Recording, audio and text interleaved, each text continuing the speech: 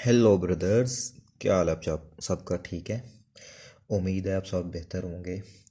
आज हम पढ़ेंगे शाहजहां के बेटों के बारे में। तो शाहजहां के टोटल 4 बेटे थे, ठीक है। नंबर 1 पे जो आपका एमसीक्यू बनेगा कि शाहजहां के कितने बेटे थे? 4 बेटे थे शाहजहां के। उनके नाम क्या थे? नंबर 1 पे जो था उसका नाम था औरंगज़ेब। क्या नाम था? औरंगज़ेब। नंबर 2 पे था उसका नाम था दारा शिकू। नंबर 3 पे जो शाहजहां का बेटा था उसका नाम मुराद था।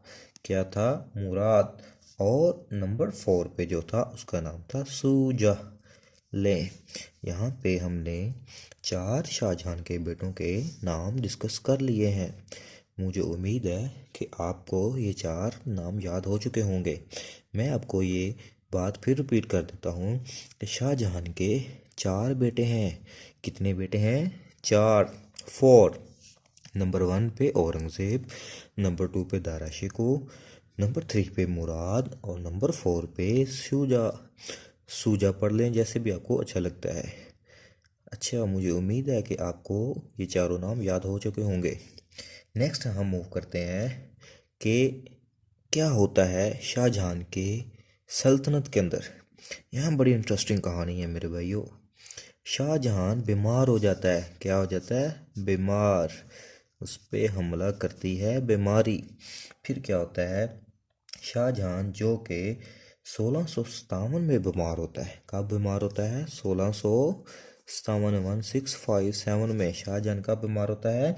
1657 में। अच्छा, जब शाहजहां बीमार होता है तो उसकी ख्वाहिश होती है कि उसका बेटा दारा शिकोह, कौन से वाला? दारा शिकोह, दारा साहब जो हैं ये सल्तनत को संभालें। कौन सा बेटा संभाले? दारा शिकोह ये सल्तनत को संभाले। ये किसकी ख्वाहिश होती है? ये शाहजहां की ख्वाहिश होती है। बात समझ आ गई? शाहजहां का बीमार होता है 1657 में, 1657 में। शाहजहां के कितने बेटे होते हैं? 4। कौन कौन से? औरंगजेब, दारा शिकोह, मुराद और सूजा। और शाहजहां जब बीमार होता है तो किसको चाहता है कि वो सल्तनत संभाले? दारा शिकोह को। लेकिन दूसरे भी तो है ना मेरे भाई, वो भी तो चाहते हैं कि हम भी सल्तनत को संभालें। फिर क्या होता है? फिर जंग होती है। वही जो होना होता है, लड़ाई झगड़ा। तो इस दौरान दारा शिकोह और सूजा, दारा शिकोह नंबर 1 को दारा शिकोह वर्सेस सूजा, इनके दरमियान में लड़ाई होती है। और इस लड़ाई में सूजा मर जाता है। क्या हो जाता है? सूजा मर जाता है। तो कौन जीतता है? दारा शिकोह ये जीत जाता है। फिर क्या होता है? जब ये दोनों आपस में लड़ते हैं तो सूजा मर जाता है और दारा शिकोह जीत जाता है। लेकिन बाकी जो 2 भाई होते हैं वो चुप कर कर तमाशा देखते हैं। फिर इसी तरह एक जंग होती है, ठीक है। वो जंग सामूगढ़ कहलाती है। अब हम पढ़ेंगे सामूगढ़ जंग के बारे में। कौन सी जंग के बारे में? Battle of Samugarh. हम यहाँ बताएंगे आपको कि ये जंग किन किन के दरमियान में हुई थी। अभी हम इसको डिस्कस करते हैं। बैटल ऑफ सामूगढ़ जो कि दारा शिकोह और औरंगजेब के दरमियान में हुई। ले मेरे भाई, वहाँ पे कौन जीता था? दारा शिकोह। फिर इसकी लड़ाई हुई, जंग हुई किस किस के दरमियान में? दारा शिकोह और औरंगजेब के दरमियान में।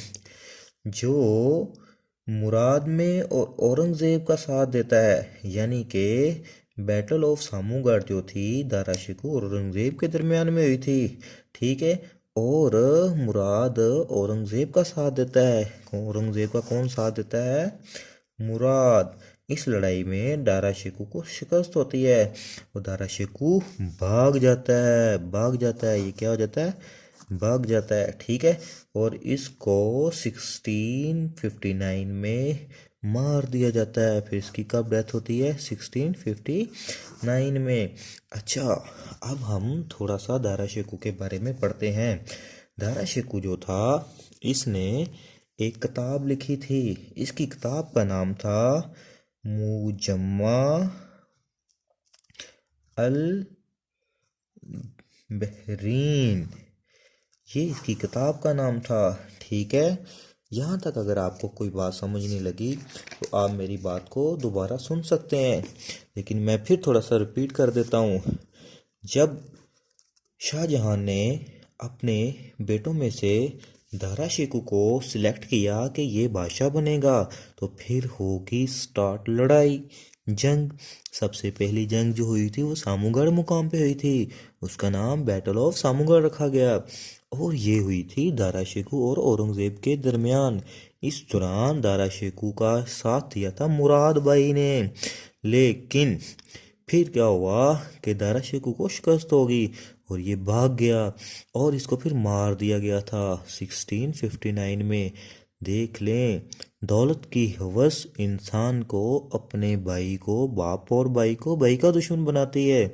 तो ऊपर वाले से यही दुआ है कि इस तरह की दौलत और लानत से हमको महफूज रखा जाए।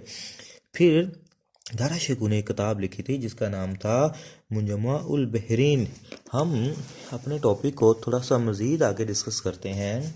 दारा शेकू जो कि मियाँ मीर का शागिर्द था, यहाँ पे ये भी एक एमसीक्यूज बनता है कि दारा शेकू किसका शागिर्द था? वो मियाँ मीर का शागिर्द था। दारा शेकू मियाँ मीर का शागिर्द था। और मुजम्मा अल बहरीन जो किताब लिखी थी, क्या किताब का नाम था? मुजम्मा अल बहरीन।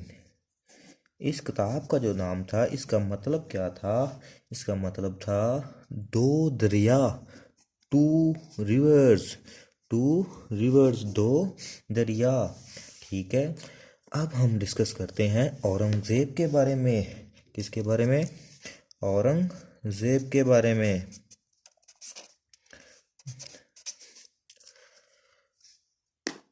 अच्छा, जब औरंगज़ेब जीत जाता है तो उसने बाप को जेल में डाल दिया।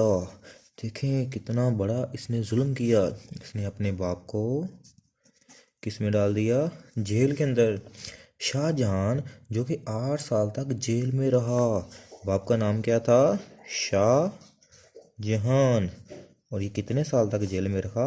8 साल तक जेल में रहा। ठीक है, शाहजहां 1658 से 1666 तक जेल में रहा, और शाहजहां जेल में ही मर जाता है। कितनी दर्द बड़ी मौत होगी कि एक बेटा अपने बाप की मौत का कातिल बनता है, उसकी सबब बनता है। कितनी दुख भरी कहानी है। शाहजहां फिर आगरा में दफन इसको किया गया। कहाँ पे दफन किया गया? आगरा में। आगे हम इसको डिस्कस करते हैं। औरंगज़ेब ने मुराद को भी जेल में डाल दिया था। अब इस बंदे ने अपने भाई मुराद को भी जेल में डाल दिया, और मुराद भी 6061 में जो था जेल में ही मर गया ड्यूरिंग इज पनिशमेंट। तो ये अपनी सज़ा के दौरान ही मर गया था। ठीक है, नेक्स्ट हम औरंगज़ेब आलमगीर का जो दौरे हुकूमत है उसको डिस्कस करते हैं कि इसने अपने दौरे हुकूमत में क्या क्या चीज़ें की, क्या क्या कैसे कैसे किया। ठीक है, तो इसका जब दौरे हुकूमत डिस्कस करेंगे तो इसका पीरियड बनता है 1658 से लेकर 1707 तक। औरंगज़ेब आलमगीर ने 49 साल हुकूमत की। कितने साल? 49 साल। कितने साल? 49 साल। अकबर ने जो 49 बट प्लस 1 डे, एक दिन ज़्यादा हुकूमत की थी। इन दोनों के दरमियान में बहुत ही इंपॉर्टेंट एमसीक्यूज आता है। इसने औरंगज़ेब से कितने दिन ज़्यादा हुकूमत की? एक दिन। नेक्स्ट कहते हैं औरंगज़ेब ने इस्लामी काम बहुत सारे किए। इस्लामी काम देख लें, पहले बाप को मारा, मारने के बाद अब इस्लामी काम शुरू कर दिए हैं। बिल्ली 900 चूहे खा के हज पे चलेगी। औरंगज़ेब भी ऐसा ही था। औरंगज़ेब ने टोपियाँ वगैरह बेच कर गुजारा शुरू किया। देखें कैसे कैसे काम शुरू कर दिए। और कुरान पाक के नुस्खे लिखता था, लोगों को लिख कर देता था कि ऐसे लिखो, मतलब कि इससे ये होगा, इससे ये होगा। असल नाम औरंगज़ेब का औरंगज़ेब मुहियुद्दीन था। इसका जो असल नाम क्या था? औरंगज़ेब मुहियुद्दीन। मोती मस्जिद भी औरंगज़ेब ने बनाई थी। ले, एक बहुत अच्छा काम किया इसने। ठीक है, औरंगज़ेब भी अपने बाप को जिंदा पीर कहलाता था। अपने आप को क्या कहलाता था? जिंदा पीर। ये अपने आप को क्या कहलाता था? जिंदा पीर कहलाता था अपने आप को। ठीक है, आलमगीर का मतलब होता है कनक्वेयर ऑफ वर्ल्ड। आलमगीर का क्या मतलब होता है? कि दुनिया को फतह करने वाला। कनक्वेयर ऑफ वर्ल्ड, यानी कि दुनिया को फतह करने वाला। नेक्स्ट हम मूव करते हैं, अपने इसी टॉपिक को आगे लेकर चलते हैं। अब इसने बादशाही मस्जिद भी बनाई थी। बादशाही मस्जिद भी किसने बनाई? औरंगज़ेब ने बनाई। ठीक है, कौन सी मस्जिद? बादशाही। और ये कहाँ पे है? ये लाहौर में है। औरंगज़ेब ने बादशाही मस्जिद को कब बनाया था? 1673 में। बेसिकली 1671 में स्टार्ट हुई और ये 1673 में कंप्लीट हो चुकी थी। ठीक है, आगे बेहतरीन इकोनॉमिक जो सिस्टम था वो भी औरंगज़ेब ने मुतारफ़ करवाया था। औरंगज़ेब आलमगीर के दौर में सब कॉन्टिनेंट की इकनॉमी जो थी, इकोनॉमी सिस्टम जो था वो बेहतरीन था और मजबूत था। उनके पास 35% हिस्सा था, यानी कि बरसगीर का जो उनकी इकोनॉमिक सिचुएशन थी, कंडीशन थी, उसकी परसेंटेज अगर निकाले जाएं तो वो 35% थी इनके पास। ये भी एमसीक्यू आ सकता है। आगे सुने, सूबे में बहुत से काम किए। औरंगज़ेब ने जिज़िये को बहाल किया था। किसको बहाल किया? जिज़िये को बहाल किया। उसने शराब बंग को बंद किया था। इसने मुनशियात को भी बंद किया था। अभी तो बड़े बड़े अच्छे अच्छे काम कर रहा है। इसने म्यूज़ियम को भी हराम, जो म्यूज़िक होता था, म्यूज़िक, उसको भी हराम किया और उसको बंद करवा दिया था। यानी कि जितना भी इस्लामी काम था औरंगज़ेब ने किया। दरसे निज़ामी को निज़ामुद्दीन ने इसके दौर में बनाया था। दरसे निज़ामी की अगर बात करें, दरसे निज़ामी, तो इसको निज़ामुद्दीन ने, किसने? निज़ामुद्दीन ने इसके दौर में बनाया था। निज़ामुद्दीन ने ताजमहल का नमूना भी बनाया था। ठीक है, इसी शख्स ने किसका नमूना पेश किया था? ताज महल का। इसको बीबी का मकबरा भी कहते हैं और इसको किसका बोलते हैं? बीबी का मकबरा भी बोला जाता है। बीबी के मकबरे को हम ताजमहल भी कहते हैं। इसको औरंगाबाद में बनाया गया था। कहाँ पे बनाया गया था? औरंगाबाद